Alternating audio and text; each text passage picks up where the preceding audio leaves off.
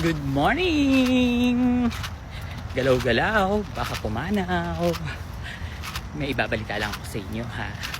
Natatandaan nyo na sinampahan nila chika si Caramil at Atty. Palad ng cyber libel dahil sinisiraan daw siya na hindi siya ang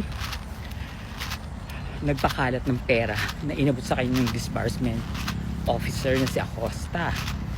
Pero according to Acosta, nung pinatawag siya sa house ng good governance Kineso, ang sabi na Acosta is after niyang mag withdraw sa bangko ay inabot niya kay La Chica yung pera. Yun yung confidential fund. Ano nga, ang sabi naman ni Kong Joel Chua nung deliberation ng impeachment, ano ang papel nila Chica? Bakit kailangang iabot sa kanya yung pera? Oo nga naman. Ano nga naman ba ang papel nila Chica? Eh samantalang security lang siya, di ba? Part lang siya ng security. So bakit iaabot sa kanya lahat nung confidential fund na winidraw sa land bank? Saan dinala nila Chica yung pera? Dito na ngayon papasok si Caramil Madriaga, di ba? So nung February 20, meron silang hearing. Hindi sinama ni Atty. Palad si Caramil Madriaga dahil Madriaga kasi malay natin pwedeng ambushin sila habang papunta dun sa fiskal. So virtual yung gagawin hearing dapat that time, pero hindi pumayag yung prosecutor. Gusto niya may pirmahang affidavit si Caramil Madriaga at ayaw nila ng virtual. So kailangan dalhin pa uli yung affidavit sa BJMP kung saan nakakulong si Caramil Madriaga para pirmahan niya to. Pero itong maganda, na-discover na sila Chica ay hindi taga Davao. Wala siyang address sa Davao. Dahil nung tinanggal siya as BPSG, ay ibinalik siya sa Camp Aguinaldo. So dapat, kapag nasa Camp Aguinaldo ka, ang address mo is Manila.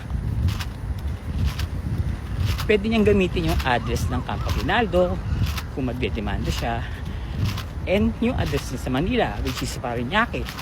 Dahil ang pagkakaalam ko, kundi Las Piñas, Parañaque yan nakatira eh. Kasi nakaka-golf yan ni Chulud. Hiningalag ito. So malaki yung chance na ma-dismiss yung kaso kasi nagsinungaling siya. Eh puro naman sinungaling yung mga tao ni Sara, mana sa kanya. Saka bakit niya sasampahan ng cyber libel si Caramil?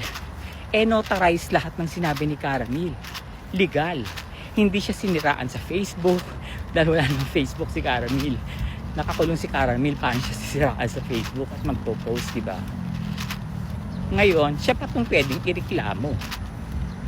Kaya dapat protektahan si Caramil Madriaga dahil kung wala siyang alam, hindi gagawa ng hakbang yung mga hayop na yan para mapatahimik si Caramil. At eto pa, pangatlong beses nang mini-message ang asawa ni Caramil at binabribe ng 1 billion para manahimik lang si Caramil. Pero hindi pumayag ang asawa ni Caramil. Lalaban sila sa katotohanan, which is nakakabilib, di ba? Dati lagi kong tinatanong, bakit ako napasok sa ganito? Lord, bakit ako naiyak tuloy ako? Bakit ako yung linagay mo sa posisyon na to? Ngayon ko naiintindihan kung bakit ko nakilala si Caramil Madriaga. Dahil nakilala ko siya nung nagpunta ako ng Maribeles dun sa mga magsasaka. Nung tinanong ko ang mga magsasaka kung sino yung tumutulong sa kanila, ang sabi ng mga magsasaka ay, teka muna, huminto ka muna at hingal na hingal ka na. Charot. Hiningal ako. Ang sabi ng mga magsasaka is, I may squirrel. Ayun. Is, yung tumutulong sa kanila ay tinaniman ng kaso ni Roque at nakakulong. Then, dumalawak sa kulungan, dinalaw ko siya, kinausap ko siya. Doon nag-start yung pagiging magkaibigan namin Pati pamilya niya, nakakausap ko. At ako lang yung pinagkatiwalaan niya. Kung ano man yung mga magiging desisyon ni Caramil, dumadaan yung lahat sa akin. Kasi ayoko siyang mapahamak. Ayokong mag-desisyon siya basta-basta. Sa totoo lang, ang pamilya ni Caramil ay mga matataas na tao. Meron siyang pinsan na general na nasa DND ngayon. DND General, search nyo lang, General Madriaga din. Meron siyang mga pinsan na nasa Supreme Court. Ang mga kapatid niya, mga nagtatrabaho sa mga embassy sa Europe. And Caramil is also a graduate of Pol Sci. Nila ko. So, pagdasal natin at protektahan natin si Caramil kasi nababalitaan ko mayroong mga balak lumason sa kanya sa loob ng DJMP. Dahil ilang araw na lang mag-uumpisa na ang hearing ng impeachment. Anong date na ngayon? March 4. Parang March 13 yata mag-uumpisa na. So, naaaligagana sila. Diba? Alam ni sana na may impeach siya. Kaya tingnan natin kung anong magiging decision niya bago mag-impeachment, kung anong galawan at atake yung gagawin niya. And alam niya rin na makakasuhan siya na yung kasong inakyat sinampa ni Sentry sa ombudsman na plunder, graft, and saka plunder, is alam niyang matatalo siya. Kaya ang tanong, anong gagawin ni Sara? Hindi sila nagwagi sa pagpapabagsak kay PBBM. But the last thing is yung assassination. Yun na lang ang pwede nilang gawin para hindi makulong si Sara Duterte, dahil kapag namatay ang presidente, automatic siya ang VP, di ba? So yun lang, La Chica, Kensya na-discover namin na hindi ka taga Davao, pero pwede ka pang kasuhan. Chururut, isa